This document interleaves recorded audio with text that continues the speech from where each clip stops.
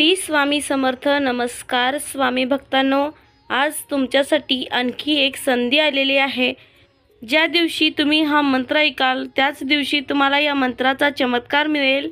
फक्त आज तुम्ही विश्वास ठेवा. आजच्या या चमत्कारिक मंत्रामुळे तुम्ही गरिबीतून श्रीमंतीकडे वाटचाल करू लागाल. भक्तांनो, आज काहीही होऊ शकते. फक्त तुम्ही स्वामींच्या चमत्कारावर विश्वास ठेवा. भक्तांनो, तुम्हीही स्वामी महाराजांकडून बरेच दिवसांपासून धनसंपत्ती मागत असाल, पण तुमच्याकडे काहीच पैसे आले नसतील. तुमची संपूर्ण तिजोरी रिकामी असेल, तुमच्याकडे काहीच पैसे नसतील आणि तुमची तिजोरी सतत पैशाने भरून राहावी. तुम्हाला खूप सारे पैसे मिळावे अशी तुमची इच्छा आहे. तर भक्तांनो, आज तुमच्यासाठी ही खास संधी आम्ही घेऊन आलेलो आहोत. मग आत्तापासूनच हा मंत्र ऐकायला सुरुवात करा. मग काही दिवसातच तुम्हाला इतके पैसे मिळतील, तुमचा स्वतःवरही विश्वास बसणार नाही. गरजेपुरते पैसे मिळावे अशी तुमची इच्छा असेल तर आज हा मंत्र न ऐकण्याची चूक अजिबात करू नका. तुमच्यासाठी एक शुभ संधी हा मंत्र घेऊन आलेला आहे. जर तुम्ही खऱ्या मनाने 108 वेळा हा मंत्र ऐकलात तर तुम्हाला तुमची इच्छा पूर्ण होण्यापासून कोणीही रोखू शकणार नाही.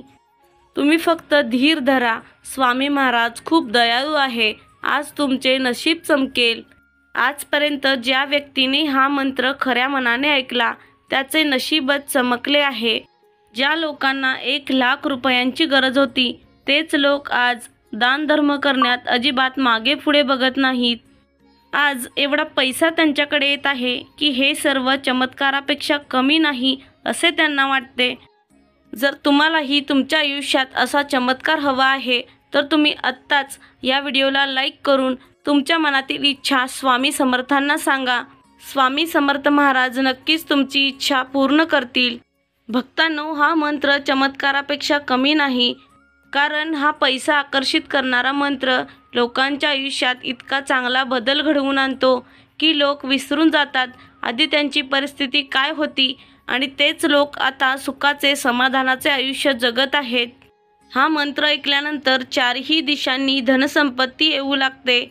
भक्तांनो, पण हा मंत्र खऱ्या अंतःकरणाने ऐकणे गरजेचे आहे. असे केल्याने या मंत्राची जादू कळेल. आज जर तुम्ही थोडा वेळ काढून श्री स्वामी समर्थ महाराज यांच्या चरणी आलात तर तुमचे आयुष्य बदलून जाईल.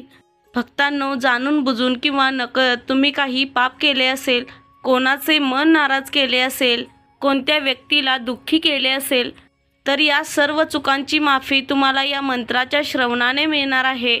जेव्हा तुम्ही हा मंत्र ऐकायला सुरुवात कराल तेव्हा सुख समृद्धी तुमच्याकडे आकर्षित होईल. भक्तांनो, आता आपली नशीब बदलण्याची वेळ जवळ आली आहे. फक्त स्वामींवरती विश्वास ठेवून हा मंत्र ऐकत रहा. भक्तांनो, जर शक्य असेल तर तुम्ही कोणत्या ठिकाणाहून हा मंत्र ऐकत आहात त्या गावाचे नाव किंवा त्या शहराचे नाव तुम्ही खाली टाईप करा. तुम्हाला नेहमी स्वामी महाराजांचा आशीर्वाद हवा असेल तर तुम्ही आत्ताच या व्हिडिओला लाईक करा. 3 स्वामी भक्तांना हा मंत्र शेअर करा.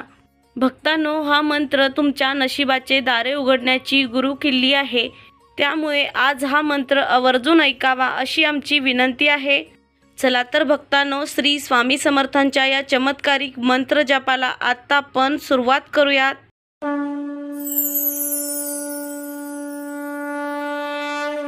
ओम श्री स्वामी समर्थाय गुप्तधनम देई नमः. ओम श्री स्वामी समर्थाय गुप्तधनम देई नमः.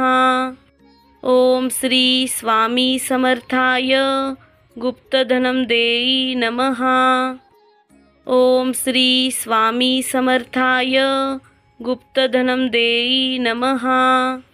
ओम श्री स्वामी समर्थाय गुप्तधनम देई नमः. ओम श्री स्वामी समर्थाय गुप्तधनम देई नमः. ओम श्री स्वामी समर्थाय गुप्तधनम देई नमः. ओम श्री स्वामी समर्थाय गुप्तधनम देई नमः. ओम श्री स्वामी समर्थाय गुप्तधनम देई नमः. ओम श्री स्वामी समर्थाय गुप्तधनं देई नमः। ओम श्री स्वामी समर्थाय गुप्तधनं देई नमः। ओम श्री स्वामी समर्थाय गुप्तधनं देई नमः। ओम श्री स्वामी समर्थाय गुप्तधनं देई नमः। ओम श्री स्वामी समर्थाय गुप्तधनं देई नमः। ओम श्री स्वामी समर्थाय गुप्तधनं देई नमः। ओम श्री स्वामी समर्थाय गुप्तधनं देई नमः। ओम श्री स्वामी समर्थाय गुप्तधनं देई नमः। ओम श्री स्वामी समर्थाय गुप्तधनं देई नमः। ओम श्री स्वामी समर्थाय गुप्तधनं देई नमः। ओम श्री स्वामी समर्थाय गुप्तधनं देई नमः। ओम श्री स्वामी समर्थाय गुप्तधनं देई नमः। ओम श्री स्वामी समर्थाय गुप्तधनं देई नमः। ओम श्री स्वामी समर्थाय गुप्तधनं देई नमः। ओम श्री स्वामी समर्थाय गुप्तधनं देई नमः। ओम श्री स्वामी समर्थाय गुप्तधनं देई नमः। ओम श्री स्वामी समर्थाय गुप्तधनं देई नमः। ओम श्री स्वामी समर्थाय गुप्तधनं देई नमः। ओम श्री स्वामी समर्थाय गुप्तधनं देई नमः। ओम श्री स्वामी समर्थाय गुप्तधनं देई नमः। ओम श्री स्वामी समर्थाय गुप्तधनं देई नमः। ओम श्री स्वामी समर्थाय गुप्तधनं देई नमः। ओम श्री स्वामी समर्थाय गुप्तधनं देई नमः। ओम श्री स्वामी समर्थाय गुप्तधनं देई नमः। ओम श्री स्वामी समर्थाय गुप्तधनं देई नमः। ओम श्री स्वामी समर्थाय गुप्तधनं देई नमः। ओम श्री स्वामी समर्थाय गुप्तधनं देई नमः। ओम श्री स्वामी समर्थाय गुप्तधनं देई नमः। ओम श्री स्वामी समर्थाय गुप्तधनं देई नमः। ओम श्री स्वामी समर्थाय गुप्तधनं देई नमः। ओम श्री स्वामी समर्थाय गुप्तधनं देई नमः। ओम श्री स्वामी समर्थाय गुप्तधनं देई नमः। ओम श्री स्वामी समर्थाय गुप्तधनं देई नमः। ओम श्री स्वामी समर्थाय गुप्तधनं देई नमः। ओम श्री स्वामी समर्थाय गुप्तधनं देई नमः। ओम श्री स्वामी समर्थाय गुप्तधनं देई नमः। ओम श्री स्वामी समर्थाय गुप्तधनं देई नमः। ओम श्री स्वामी समर्थाय गुप्तधनं देई नमः। ओम श्री स्वामी समर्थाय गुप्तधनं देई नमः। ओम श्री स्वामी समर्थाय गुप्तधनं देई नमः। ओम श्री स्वामी समर्थाय गुप्तधनं देई नमः। ओम श्री स्वामी समर्थाय गुप्तधनं देई नमः। ओम श्री स्वामी समर्थाय गुप्तधनं देई नमः। ओम श्री स्वामी समर्थाय गुप्तधनं देई नमः। ओम श्री स्वामी समर्थाय गुप्तधनं देई नमः। ओम श्री स्वामी समर्थाय गुप्तधनं देई नमः। ओम श्री स्वामी समर्थाय गुप्तधनं देई नमः। ओम श्री स्वामी समर्थाय गुप्तधनं देई नमः। ओम श्री स्वामी समर्थाय गुप्तधनं देई नमः। ओम श्री स्वामी समर्थाय गुप्तधनं देई नमः। ओम श्री स्वामी समर्थाय गुप्तधनं देई नमः। ओम श्री स्वामी समर्थाय गुप्तधनं देई नमः। ओम श्री स्वामी समर्थाय गुप्तधनं देई नमः। ओम श्री स्वामी समर्थाय गुप्तधनं देई नमः। ओम श्री स्वामी समर्थाय गुप्तधनं देई नमः। ओम श्री स्वामी समर्थाय गुप्तधनं देई नमः। ओम श्री स्वामी समर्थाय गुप्तधनं देई नमः। ओम श्री स्वामी समर्थाय गुप्तधनं देई नमः। ओम श्री स्वामी समर्थाय गुप्तधनं देई नमः। ओम श्री स्वामी समर्थाय गुप्तधनं देई नमः। ओम श्री स्वामी समर्थाय गुप्तधनं देई नमः। ओम श्री स्वामी समर्थाय गुप्तधनं देई नमः। ओम श्री स्वामी समर्थाय गुप्तधनं देई नमः।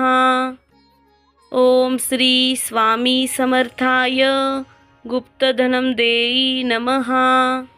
ओम श्री स्वामी समर्थाय गुप्तधनं देई नमः। ओम श्री स्वामी समर्थाय गुप्तधनं देई नमः। ओम श्री स्वामी समर्थाय गुप्तधनं देई नमः। ओम श्री स्वामी समर्थाय गुप्तधनं देई नमः। ओम श्री स्वामी समर्थाय गुप्तधनं देई नमः। ओम श्री स्वामी समर्थाय गुप्तधनं देई नमः। ओम श्री स्वामी समर्थाय गुप्तधनं देई नमः। ओम श्री स्वामी समर्थाय गुप्तधनं देई नमः। ओम श्री स्वामी समर्थाय गुप्तधनं देई नमः। ओम श्री स्वामी समर्थाय गुप्तधनं देई नमः। ओम श्री स्वामी समर्थाय गुप्तधनं देई नमः। ओम श्री स्वामी समर्थाय गुप्तधनं देई नमः। ओम श्री स्वामी समर्थाय गुप्तधनं देई नमः। ओम श्री स्वामी समर्थाय गुप्तधनं देई नमः। ओम श्री स्वामी समर्थाय गुप्तधनं देई नमः। ओम श्री स्वामी समर्थाय गुप्तधनं देई नमः। ओम श्री स्वामी समर्थाय गुप्तधनं देई नमः। ओम श्री स्वामी समर्थाय गुप्तधनं देई नमः। ओम श्री स्वामी समर्थाय गुप्तधनं देई नमः। ओम श्री स्वामी समर्थाय गुप्तधनं देई नमः। ओम श्री स्वामी समर्थाय गुप्तधनं देई नमः।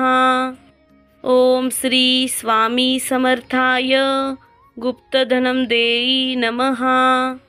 ओम श्री स्वामी समर्थाय गुप्तधनं देई नमः।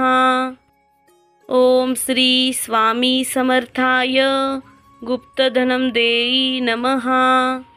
ओम श्री स्वामी समर्थाय गुप्तधनम देई नमः। ओम श्री स्वामी समर्थाय गुप्तधनम देई नमः।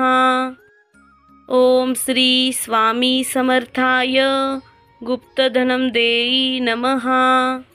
ओम श्री स्वामी समर्थाय गुप्तधनम देई नमः।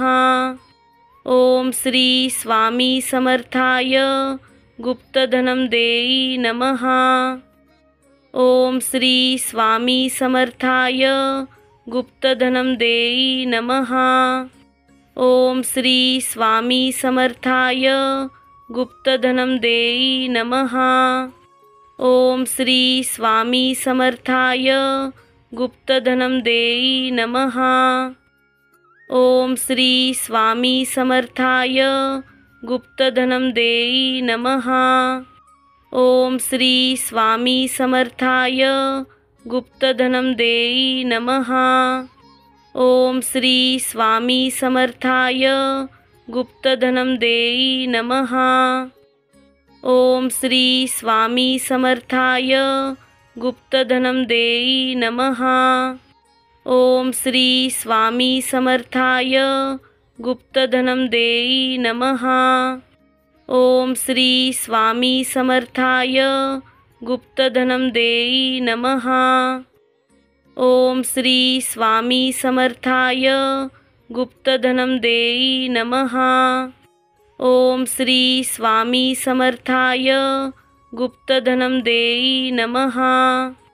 ओम श्री स्वामी समर्थाय गुप्तधनम देई नमः। ओम श्री स्वामी समर्थाय गुप्तधनम देई नमः। ओम श्री स्वामी समर्थाय गुप्तधनम देई नमः। ओम श्री स्वामी समर्थाय गुप्तधनम देई नमः। ओम श्री स्वामी समर्थाय गुप्तधनम देई नमः। ओम श्री स्वामी समर्थाय गुप्तधनम देई नमः। ओम श्री स्वामी समर्थाय गुप्तधनम देई नमः। ओम श्री स्वामी समर्थाय गुप्तधनम देई नमः। ओम श्री स्वामी समर्थाय गुप्तधनम देई नमः। ओम श्री स्वामी समर्थाय गुप्तधनम देई नमः। ओम श्री स्वामी समर्थाय गुप्तधनम देई नमः। ओम श्री स्वामी समर्थाय गुप्तधनम देई नमः। ओम श्री स्वामी समर्थाय गुप्तधनम देई नमः। ओम श्री स्वामी समर्थाय गुप्तधनम देई नमः। ओम श्री स्वामी समर्थाय गुप्तधनम देई नमः। ओम श्री स्वामी समर्थाय गुप्तधनम देई नमः। ओम श्री स्वामी समर्थाय गुप्तधनम देई नमः। ओम श्री स्वामी समर्थाय गुप्तधनम देई नमः।